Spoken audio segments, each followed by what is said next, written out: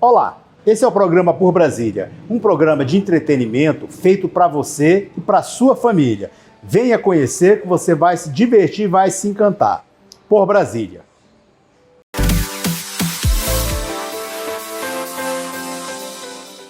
No programa Por Brasília, a gente vai conversar com a Adriana Vasconcelos. Ela é comunicadora política e estratégica. Ela é consultora política e vem trabalhando bastante nas campanhas e nas análises políticas. Adriana, seja bem-vinda. Queria que você me falasse um pouco mais de você, desse seu trabalho que você vem fazendo. Como que é? Bem, eu trabalho em comunicação estratégica. Em uma eleição, a estratégia é fundamental para o sucesso de um candidato. Então, a campanha ela se constrói nos mínimos detalhes. Então, eu ajudo um candidato, por exemplo, a montar a sua estratégia de ação durante uma campanha, identificando temas que podem ter repercussão junto ao eleitorado, à imprensa, e isso vai projetando a imagem desse candidato na mídia e junto à opinião pública. É basicamente isso que eu faço. Eu faço muito treinamento de candidatos que precisam de um media training para se defender ou então para lidar com nós. Exatamente. Conosco. Encarar as câmeras. As câmeras. E me diga uma coisa, aqui no Distrito Federal, como é que você vê a sucessão ao GDF 2022 agora? Bem, eu acho que vai ser uma disputa acirrada. Temos aí Ibanez, o senador Rizalci se lançando, mas parece que quem está aí despontando como uma candidata competitiva é a ministra Flávia Arruda, que tem o apoio do marido e ex-governador do Distrito Federal, né, o Zé Roberto Arruda. E me diga uma coisa, há possibilidade do Distrito Federal eleger uma mulher? Quem sabe? Se a gente pegar a retrospectiva da eleição de 2018, quando o Distrito Federal elegeu 5 deputadas federais, quem sabe uma mulher possa vencer as eleições pela primeira vez. Não que tenha sido a primeira, porque a Maria de Lourdes Abadia já tinha assumido o governo do Distrito Federal, mas na época ela foi alçada ao comando como vice. Tivemos uma vice-governadora, né? Também Arlete Sampaio. Sim, também. Ela foi candidata também, muito bem votada em 2010. E também a gente tem esse jeito de escolher mulheres. No Distrito Federal, a gente superou as barreiras na Câmara Federal, diferentemente da média mundial, que é de 10%, né? Aqui a gente passou dos 50%. Somos a maioria absoluta. Aliás, é a bancada que tem o maior número de mulheres, se for comparado com as dos outros estados. Isso é muito importante. A presença feminina na política é fundamental, sobretudo na discussão de políticas públicas, porque o olhar feminino sobre a realidade é diferente. Tanto que durante a pandemia, várias chefes de governo no mundo se destacaram justamente por conta desse olhar mais sensível em relação à realidade, e elas se destacaram no confronto, no combate à pandemia. Certo. E me diga uma coisa, nas eleições nacionais, há possibilidade de uma mulher vir a ser vencedora? A gente tem visto as pesquisas colocando sempre homens como os preferidos. Mas pelo menos como vice-candidata, a gente viu aí a presidente do grupo Luiza Magazine, né? Ela falou que as mulheres só são escolhidas para ser vice. Bem, a empresária Luiza Trajano, ela é um nome que cada vez mais tem um respeito e uma admiração dentro, fora do Brasil, por conta da sua liderança em vários momentos que o país precisa. Então, eu acho que a presença feminina também se faz necessária na disputa nacional, na disputa à presidência. Semana passada, nós tivemos aí o lançamento, a chegada oficialmente da primeira mulher como candidata à presidência nas eleições de 2022, com o lançamento da candidatura da senadora Simone Tebet. O curioso é que ela foi lançada pelo MDB já como uma possível vice e já foi encarada por alguns outros concorrentes dessa disputa, como o Sérgio Moro, como uma vice ideal. Mas a verdade é que as mulheres precisam sair desse papel de coadjuvante e assumir um papel, sim, de liderança nesse debate presidencial. Na sua opinião, o que falta para que as mulheres assumam esse papel de protagonista principal e que sejam as lideranças e sejam as preferidas ao invés de ser as preteridas? Na verdade, é uma questão cultural. A gente ainda vive numa sociedade com resquícios de machismo muito fortes. Elas são minorias dentro da política, não é porque elas não gostam de política, não querem entrar na política, mas porque elas sofrem muito mais resistência do que os homens para encontrar um espaço, sobretudo dentro das direções partidárias, que são os partidos, a maioria deles são comandados por homens. Embora hoje nós tenhamos duas exceções que são significativas. O PT é dirigido hoje, presidido pela Gleisi Hoffmann, deputada, e o Podemos de Sérgio Moro também está atualmente presidido por uma mulher, Renata Abreu. Ou seja, diante de duas candidaturas importantes também, nós temos duas mulheres nos bastidores que estão fazendo o seu trabalho corretamente, tanto que um candidato está aí liderando as pesquisas e o outro está em terceiro lugar, despontando como atualmente, pelo menos nesse momento, como o nome mais forte da terceira via. O que você falaria para as mulheres que estão nos assistindo nesse momento, para que elas exerçam um papel de protagonismo maior do que tem sido nesse momento? Olha, sendo as mulheres a maioria da população brasileira, a maioria do eleitorado, se elas se unirem, elas podem definir as eleições de 2022. Então, basta essa unidade. O meu primeiro conselho é que elas identifiquem uma pauta de prioridades na avaliação feminina que deveriam ser encampadas pelos candidatos à presidência da República. Tenho certeza, se elas chegarem a um projeto mínimo, elas vão ser muito procuradas por todos os candidatos. Aí, e vocês, mulheres candidatas, está aqui a Adriana Vasconcelos, que vocês podem entrar em contato com ela. Por qual contato, Adriana? Olha, na verdade eu tenho um site através do qual a minha empresa oferece seus serviços. Nos últimos anos, eu me dediquei com afinco à capacitação de novas lideranças femininas. Justamente por conta da minha experiência de 33, quase 34 anos de jornalismo e perceber a carência de lideranças femininas no ambiente político. Então, eu hoje, realmente, eu tenho uma queda por trabalhar com mulheres, lideranças femininas, que possam dar voz e vez às mulheres dentro do cenário político nacional, na discussão de políticas públicas, porque é impossível, no momento em que a fome é a grande tragédia hoje no país, depois da pandemia e de mais de 600 mil mortos, que elas estejam de fora desse debate nacional sobre que país nós queremos em 2022. E elas vão fazer a diferença, elas têm feito a diferença. Nas empresas, por exemplo, que conseguiram aumentar o número de mulheres em cargos de comando, o lucro dessas empresas subiu de 5% a 20%. Ou seja, a presença feminina, ela dá lucro para empresas e pode sim fazer a diferença na vida do cidadão brasileiro. E como é que as pessoas entram em contato? Qual o site?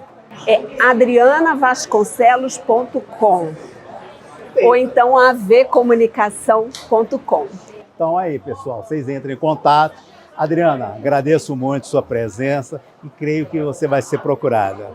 Muito obrigada, Rossi, por mais essa oportunidade de estar aqui. Eu desejo a você e a todos que estão nos assistindo boas festas, um Feliz Natal e um 2022 cheio de esperança, tudo que a gente está precisando. Do mesmo modo.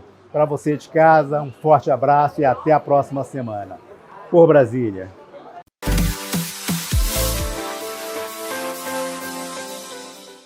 Olá, pessoal. O alerta de hoje é sobre o bloqueio do cartão.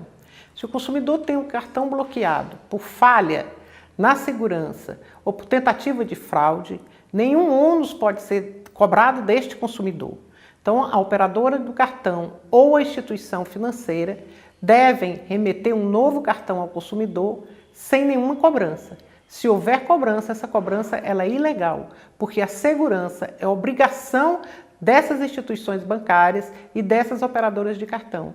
Se há insegurança e isso obriga o bloqueio e a remessa de um novo cartão, nenhum ônus pode sofrer o consumidor com relação a essa quebra de segurança. Por hoje é só, até o próximo programa.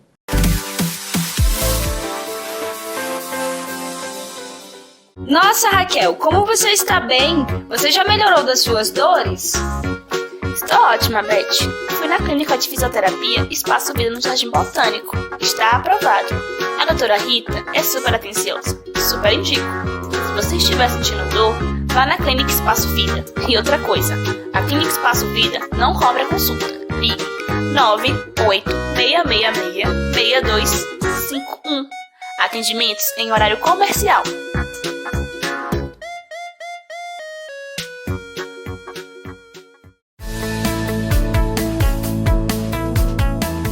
Castanhas e Cia do Guará é o sabor que falta na sua vida. Conheçam a variedade de castanhas e frutas cristalizadas. Tudo com qualidade e um toque especial. Adeilson e Juliana Castanhas. Feira do Guará, Ala Nova, box 526B.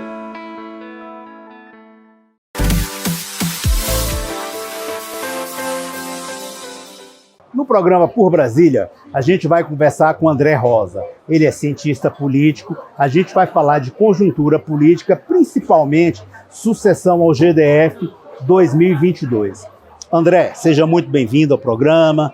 Queria que você falasse um pouco do seu trabalho, falasse de você, para que a gente entrasse direto na pauta.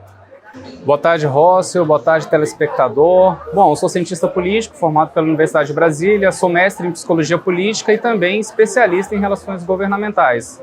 Atuo há 10 anos no mercado de assessoria política e agora a gente vai conversar um pouquinho, sobre as eleições do Distrito Federal, que já estão começando a borbulhar aí na imprensa. Exato. Os políticos já estão se movimentando, então acho que tem muito o que conversar nesse momento, Rócio. André, na sua opinião, independente de pesquisa, qual o candidato ou pré-candidato favorito às eleições de 2022 para o governo do Distrito Federal? Rócio, ainda não existe um candidato favorito. Se a gente for pegar o que a ciência política diz, quem tem a máquina pública leva a vantagem de ter o poder de comunicação maior, de poder reger o orçamento da capital. Então, desse ponto de vista, a gente tem o Ibanez. O Ibanez ele também tem outro ponto de vista interessante, que é um personalismo político muito parecido com o do Joaquim Roriz, ex-governador. Tinha uma prática mais popular, junto a satélites, de distribuição de renda. Então, ainda tem um eleitor que é grato, que traz esse histórico ainda do Roriz, do próprio Arruda. Em um outro campo, tem a Flávia Arruda.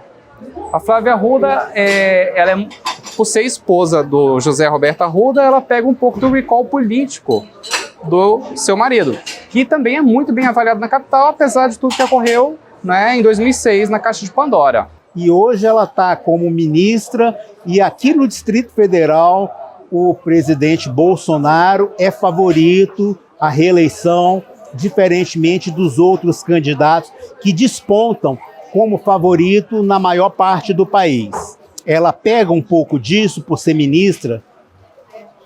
Talvez, mas ainda é um pouco cedo para cravar se está atrelada à imagem do Bolsonaro é positiva, porque a imagem é positiva hoje, mas conforme o marketing político for em andamento, a desconstrução política for acontecendo, está muito atrelada a essa imagem, pode ser ruim. Isso é um recorte de hoje. Então a gente não consegue prever, até porque o eleitor de Brasília ainda não sabe muito bem que ele vai votar ainda. Isso aconteceu em 2018, o eleitor bolsonarista. Agora, como que está esse candidato hoje? Como que ele vai estar amanhã? Porque hoje tem uma tendência muito forte ao efeito adverso do antipetismo, que seria o antibolsonarismo. O antipetismo ele foi caracterizado por um viés menos ideológico e muito mais pragmático de não querer o PT. E esse mesmo eleitor que tem um viés ideológico mais fluido, que vai mais pela racionalidade do momento, ele pode virar o jogo agora e levar esse voto para o próprio Lula. E uma parte para o Sérgio Moro. E me diga uma coisa, um outro candidato centro-esquerda que tentaria montar um grupo, Regufe, Paula Belmonte, Olha, Leila. Eu vejo que o Regufe ele é sempre favorito em todos os cenários. A minha dúvida é se ele tem esse perfil de governador, porque eu vejo o Regufe, apesar de ter um apelo popular muito grande na questão da ética, ele é sempre o candidato mais votado. Eu vejo que o poder executivo não é a praia dele. Até pela própria produção legislativa do Regufe, apesar de considerá-lo com uma popularidade alta, eu vejo a produção legislativa dele muito aquém para ele apresentar algo a mais para o governo de Brasília. Eu acho ele um candidato forte com a opinião pública, mas eu não sei se ele teria próprio interesse em pegar esse desafio, sair da zona de conforto do legislativo. Uma estrutura, porque no caso executivo, ele precisaria ser mais pragmático, negociar com a Câmara Legislativa. Seria essa questão que você está falando? Primeiro que a carga de trabalho é muito maior. A carga de trabalho, além de ser... Não que isso seja um problema para ele, mas é uma dinâmica totalmente diferente do legislativo. E de manhã você vai ouvir críticas na imprensa, à tarde você vai ouvir críticas, à noite você vai ouvir críticas, e é um ambiente totalmente hostil. Não sei se é muito o perfil dele, mas tudo bem, digamos que é o perfil dele, ele quer disputar, eu vejo ele como favorito. Se o Regufe hoje ele se propõe a ser um candidato ao governo federal, eu vejo ele como um candidato naturalmente favorito, apesar do recall da máquina pública do Ibanez. Existem outras candidaturas, além do Regufe, né? A própria senadora Leila, né, que tem uma popularidade muito boa e que pode ajudar nessa frente. O próprio senador Exalci, né, que também é bastante conhecido em Brasília pelo cheque educação, que foi uma política pública na época que foi muito interessante, de financiamento da política estudantil. Então, eu acho que as candidaturas elas estão ainda muito pulverizadas. Então, o que é natural desse momento? Pulverizar para depois se aglutinar num candidato que seja mais factível de alcançar as eleições. E me diga uma coisa, qual seria o mote das eleições 2022 para o Executivo? O que as pessoas iriam procurar mais? O candidato que trabalha mais, o candidato que tem melhores condições, o melhor discurso? Nesse momento, porque teve uma crise econômica gerada pela pandemia de coronavírus. Obviamente que vários empregos foram perdidos, sobretudo no comércio.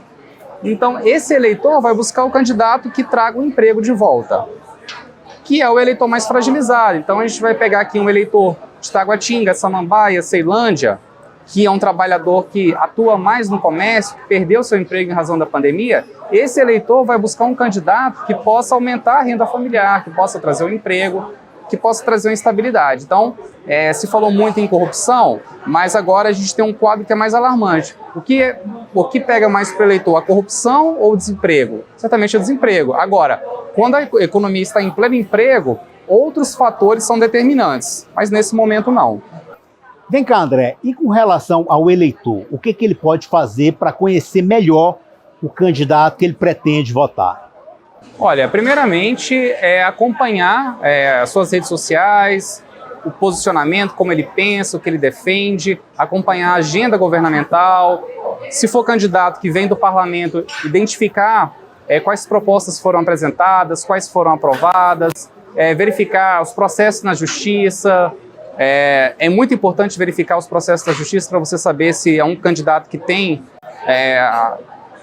adesão do eleitorado em termos éticos, e verificar qual candidato que tem mais a ver com o momento que você, eleitor, está passando. Se você é um eleitor que está buscando emprego, um candidato que tenha mais possibilidade de trazer esse emprego. Se você é um candidato que já é empregado, mas que as questões éticas são muito importantes, verifique o candidato mais idôneo, verifique quais são essas propostas. Se você é um eleitor que tem interesse em pautas da educação, busque um candidato que defenda essas pautas. Então, acho que é buscar esse histórico através das redes sociais. Isso tem muita informação no Facebook, Twitter, Instagram. Então, tem muita informação disponível na internet, Rócio. André, e para as pessoas entrarem em contato com você, como é que faz? Bom, primeiramente podem mandar um WhatsApp no 996199899 e pode entrar em contato comigo que eu vou tirar todas as dúvidas sobre política, sobre psicologia política e sobre essas eleições que tem muito que se discutir, tem muito que se fazer, Rócio.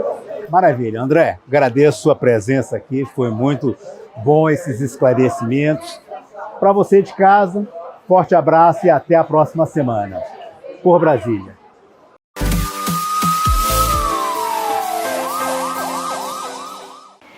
E o que dizer sobre o namoro no contexto da violência doméstica e familiar? É preciso que entendamos que para cada pessoa, falar namoro ou caracterizar o namoro pode ser diferente, em razão do tempo, em razão da prática, de o que se faz para dizer o casal está namorando. Então, mais importante do que pensar na palavra namoro, é importante pensar no contexto, desde que haja relacionamento, intimidade e afeto. Se nesse contexto houver qualquer das violências física, moral, patrimonial, sexual ou psicológica, nós estaremos diante de uma violência doméstica e há que ser aplicado a Lei Maria da Penha. Patrulha da Mulher, por Brasília.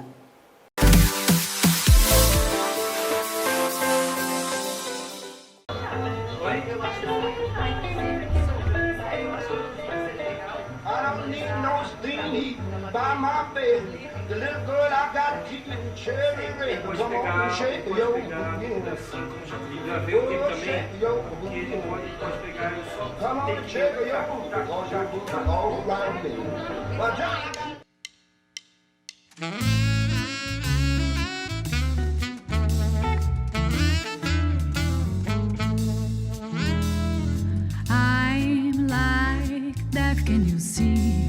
You need to be ready in time, ready in time. One mistake, just drop the ball, and the ground will leave you at all. But life is generous and short as the death, and you will have a chance to just one big chance at all. Just know how to improve this time and approve, and you will be happy all the time. Try not be confused no more. Believe we can be happy and love, happy and love. I know your heart has been blue. That's why I invited to try. We are so amazing when I'm walking around, talking about things that just nobody else knows. So that's why I promise we'll have the best company by my side, by my side. You will have the sky on the earth.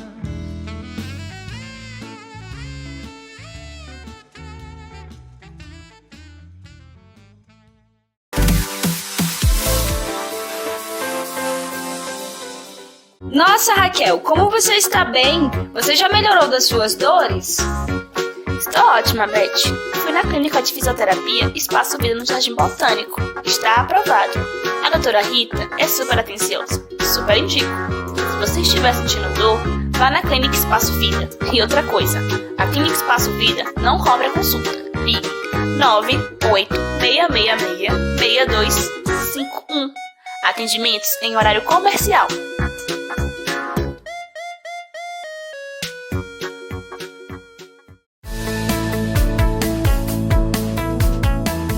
Castanhas e Cia do Guará é o sabor que falta na sua vida.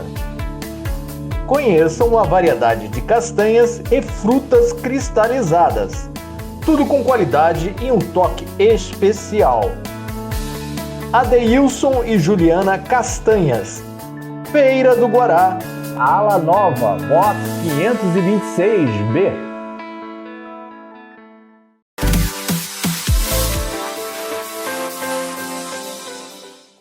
Olá, seja bem-vindo ao seu espaço de servidor na TV. Na semana que passou, se encerrou a nossa 14ª semana de vigília na luta contra a PEC 32 aqui no anexo 2 da Câmara dos Deputados. O Lira, presidente da Câmara, disse no começo do ano que no final do primeiro trimestre teria votado essa reforma no plenário. E o que se viu que ele não conseguiu os 308 votos necessários para votar essa PEC neste ano de 2021. Vitória dos trabalhadores, derrota do Lira, derrota do Paulo Guedes, derrota do governo Bolsonaro, que queria, com essa PEC, acabar com os concursos públicos, poder demitir os atuais servidores, caso algum servidor queira, por exemplo, denunciar seu chefe por corrupção, além de permitir que cada governante possa indicar seus cabos eleitorais por até 10 anos no serviço público. Eu não estou falando de cargo de confiança, estou falando do professor, da professora, daquela pessoa que te vacinou no braço contra a Covid-19. Veja o balanço deste ano de luta e mobilização contra a reforma administrativa. A 14ª semana que a Condicef está na sua jornada de luta para derrotar a PEC 32. Nós estamos aqui hoje fazendo um ato de encerramento das atividades desse ano, mas vamos estar de vigília, porque nós não confiamos nesse presidente da Câmara. Nós não confiamos nesses acordos que são feitos aqui dentro da Câmara. Nós só conseguimos que não fosse votada a PEC porque estamos aqui numa jornada de luta, resistindo, dizendo não à PEC 32. Muito importante o que as entidades sindicais conseguiram esse ano. A força da mobilização dos sindicatos, das centrais sindicais, derrotou a PEC 32 este ano. Temos que manter vigilância, porque ela pode entrar em pauta no ano que vem, mas vamos comemorar que ela não foi votada. Essa é uma vitória importante para nós, vitória da nossa mobilização, vitória das nossas entidades, vitória da classe trabalhadora. Parabéns ao Sindicep, que fez parte dessa luta e que ajudou a enterrarmos a possibilidade da PEC 32 ser votada em 2021. 2022, a luta continua. Meus caros servidores, 2021 foi um ano de bastante luta. Tivemos uma vitória parcial, que foi não permitir que o governo aprovasse a PEC 32. Aquela PEC que desmonta o serviço público, privatiza escola, posto de saúde, acaba com o concurso público, enfim. Mas temos que estarmos atentos, pois essa PEC 32 não está definitivamente enterrada. E 2022 é um ano que nós precisamos travar uma grande luta para alcançarmos um aumento salarial. É impossível termos o nosso salário congelado por mais um ano. Se o governo diz que tem recursos para dar aumento para a carreira das polícias, vai ter que arrumar recurso para os demais servidores. Todos nós merecemos ter os nossos salários corrigidos e atualizados. Portanto, o ano não acabou ainda, vamos manter firmes, atentos contra a aprovação da PEC 32 e preparar a luta para alcançarmos o aumento em 2022. Um grande abraço e a luta continua. E você já sabe, para ficar por dentro da nossa luta por mais e melhores serviços públicos, acompanhe-nos em nossas redes sociais, visite o nosso site e até o próximo programa.